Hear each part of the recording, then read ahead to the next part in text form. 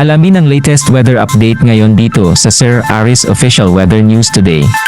Nakikita natin sa ating latest satellite imagery na patuloy nga itong kumikilos papalapit dito nga sa may bandang eastern section ng Central Zone. At kanina alas 10 ng umaga, ang super typhoon na si Pepito ay tinatayang nasa laing 120 kilometers timog silangan ng Baler, Aurora. Taglay ni Pepito, ang lakas pa rin ng hangin, umabot hanggang 185 kilometers per hour at ang pagbugso ng hangin naabot hanggang 230 kilometers per hour. Ito ay kumikilos sa direksyong northwest naman sa bilis na 20 kilometers per hour. So makikita nga natin dito sa radar image ng ating Baler Station na patuloy nga kumikilos papalapit dito sa lalawigan ng Aurora, ang sentro o ang mata ng bagyong si Pepito. At bukod pa dyan, yung malawak na kaulapan na posibleng magdala ng ulan ay makaka-apekto pa nga previously sa ilang bahagi ng Eastern Visayas at Bicol region. Ngayong araw naman inaasahan natin sa nakararaming bahagi ng Northern and Central Luzon at ilang bahagi ng Southern Luzon area. So ano nga ba inaasahan natin dahil sa bagyong si Pepito?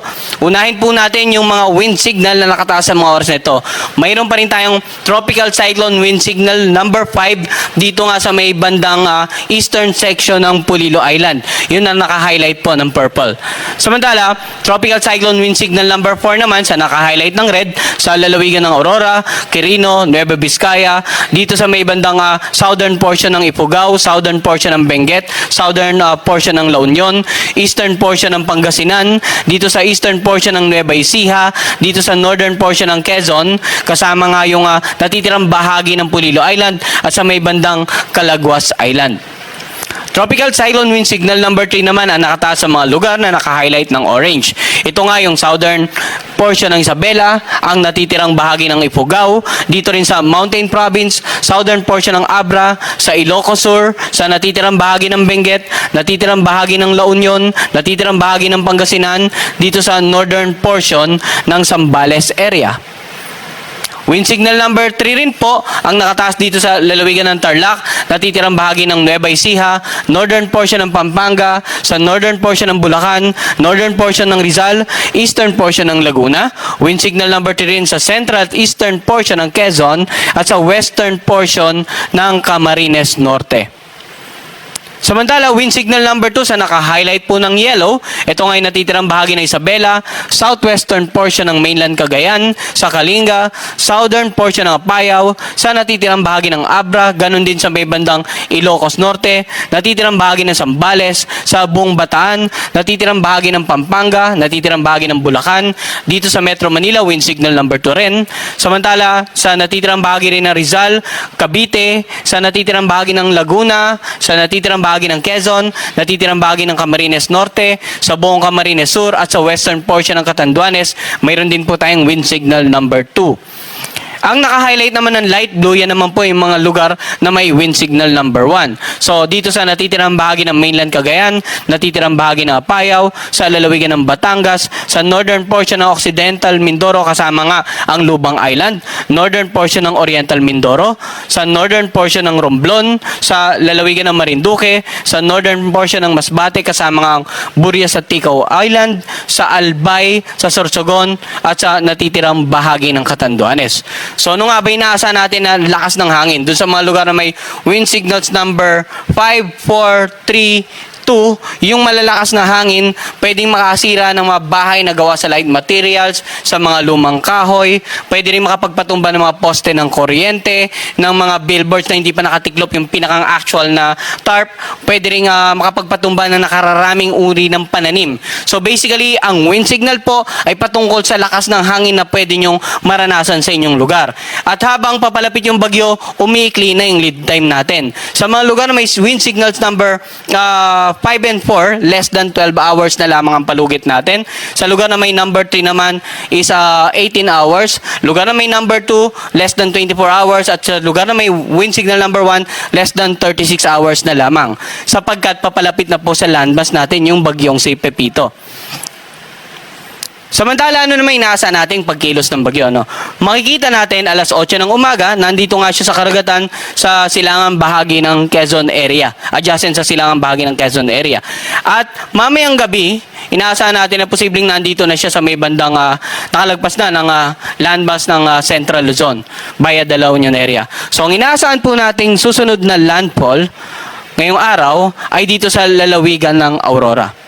And then, mamayang gabi nga, posibleng nakalagpas na ng landmass, will exit the landmass via the La Union area, at posibleng sa bukas ng umaga or tanghali ay tuluyan ng nakalabas nga ng northwestern boundary ng ating area of responsibility. Dahil sa inaasahan natin pagkilos ng bagyong Pepito, sa pagitan ng ngayong araw, hanggang mamayang gabi, hanggang bukas ng madaling araw, ito naman yung inaasahan natin na rainfall forecast. So makikita natin dito na ito yung ngayong umagang tinatayang lokasyon. Mamayang gabi, lagpas na ito ng bandang La Union area, landmass ng ating bansa. At bukas ng umaga, dito sa karagatan sa silangang bahagi ng Ilocos provinces. So, sa pagkilos niyang yan, makikita natin na ilang lugar po sa Central, Northern Luzon at maging sa Southern Luzon area, inaasahan pa rin natin ng more than 200 millimeters of rain. Torrential po yan. Malawak ang insidente ng matinding pagbaha at mga pagguho ng lupa, asahan po natin. Lalong-lalo sa mga low-lying areas, sa mga flood-prone areas, sa mga lugar na malapit po sa paanan ng bundok, malaki ang tsansa ng mga landslide na po. So makikita natin, yung naka-highlight ng intense to torrential rains, yan po yung lalawigan ng Ilocos Sur, Benguet, Pangasinan, Nueva Vizcaya, Quirino, lalawigan ng Aurora at ng Quezon. Samantala, heavy to intense naman dito sa areas na naka-highlight ng orange, itong Isabela, itong Mountain Province, Kalinga, Abra. At dito rin sa may bandang Nueva Ecija, ilang bahagi ng Bulacan at sa Rizal at sa Camarines Norte. Samantala, yung areas na naka-highlight ng dilaw, moderate to heavy rains naman po yan.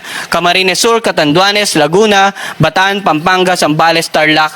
Yan po, inaasahan natin na magkakaroon ng moderate to heavy. Ngayon, ano nga ba yung gusto nating ibigay na mensahe patungkol naman sa mga pag-ulan?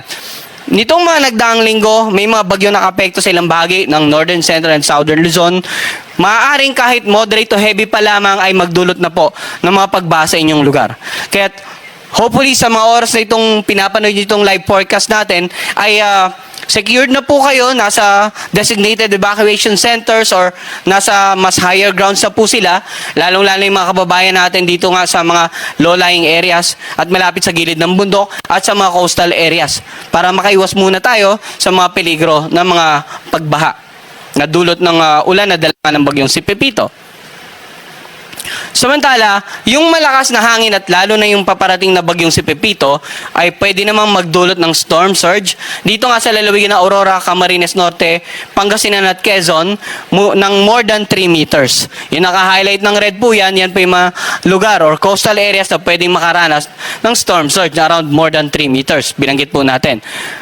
Samantala, yung mga coastal areas na naka-highlight ng orange, mula 2.1 hanggang 3 meters yung posibleng taas ng storm surges. Dito nga sa Albay, Bataan, Batangas, Camarines Sur, Catanduanes, Cavite, Ilocos Sur, Isabela, La Union, Marinduque, sa NCR, 1st and 4th District, Pangasinan, Quezon, Sorsogon at Zambales. So bakit napakarami yung mga lugar na may potential na storm surge, no? Dahil pinakita natin nga kanina, simula ngayong araw hanggang mamayang gabi, nandito pa lang yung tinatayang sentro ng bagyong si Pepito. Hanggang bukas ng umaga, nandito na po. Kaya maraming lugar ang inaasahan po nating makakaranas ng storm surge or yung daluyong, paghampas ng malalaking alon sa mga coastal areas. 1 hanggang 2 meters naman sa may bandang ilang bahagi ng Bataan, Bulacan, Ilocos Norte, NCR 3rd District, Pampanga at ilang bahagi po ng Sorsogon area.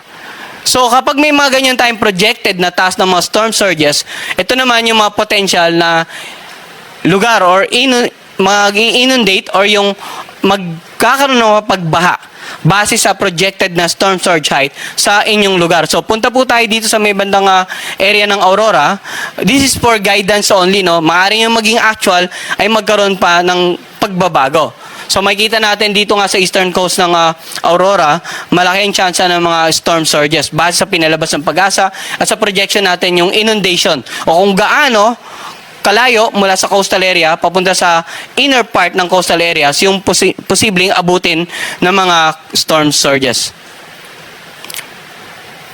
Ngayon, yung mga karagatan naman, usually or generally sa mga lugar na may mga warning signals po, inaasahan din nating magiging maalon hanggang sa napakaalon. Isa rin po yan sa epekto ng paparating na bagyo. No? So ang gale warning natin, tinatayang mula 3.4 hanggang 14 meters ang magiging taas ng pag-alon offshore sa laot. So, may gale warning po tayo sa mga karagatan sa paligid nga ng Catanduanes, Camarines Sur, Camarines Norte, Quezon kasama ang Polillo Island, Isabela, sa eastern coast ng Cagayan. Dito naman sa kanlurang bahagi, Ilocos Norte, Ilocos Sur, La Union, Pangasinan, Zambales, Bataan, Metro Manila, Cavite at Batangas. Hanggat maaari, huwag na pumalaot yung anumang uri ng sakyang pandagat sa mga karagatan generally ng Northern Central at ilang bahagi nga ng Southern Luzon area. Palagpasin po muna natin bagyo tayo mag-resume ng ating mga maritime activities dito nga sa mga dagat sa paligid ng Luzon area.